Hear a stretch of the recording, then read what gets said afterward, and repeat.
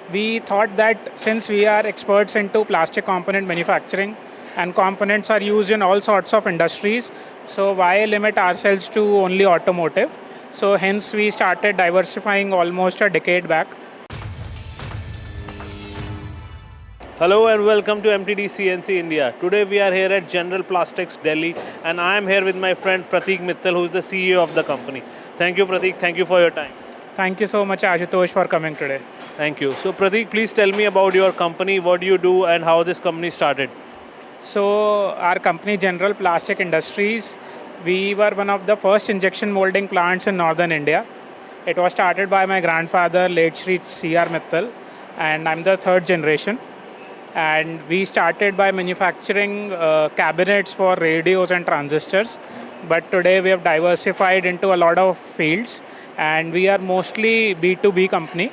So we manufacture components for automotive, industrial, household, EVs, and we have recently started exports for last 5 years. So we are catering to different segments of the society and helping various product manufacturing companies run their products successfully.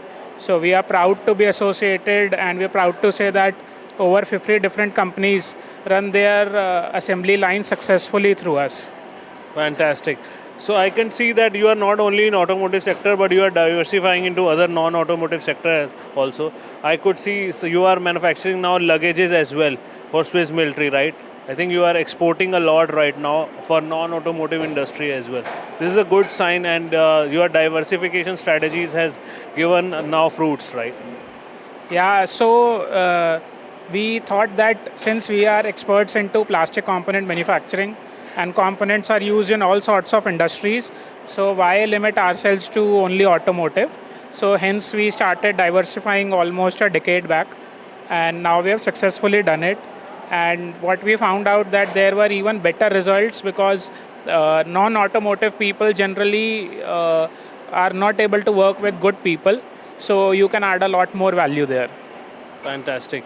So I got to know that not only this diversification strategy, your core strength is your tool and die in-house making, right? Your tool room is very strong.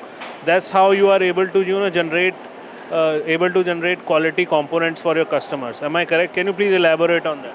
Yeah, so the key to running a successful plastic industry is the tool room.